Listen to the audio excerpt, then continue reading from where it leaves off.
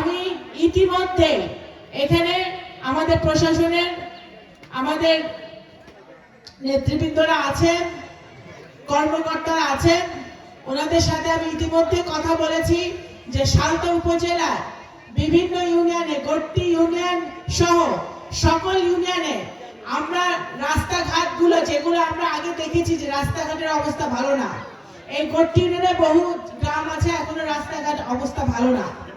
এই রাস্তাঘাটগুলো আমরা কখন কিভাবে শুরু করব, যত তাড়াতাড়ি সম্ভব ঈদের পরে যেন আমরা কাজ শুরু করতে পারি, সেই লক্ষ্যে আমরা ইতিমধ্যে আমি কাজ শুরু করেছি।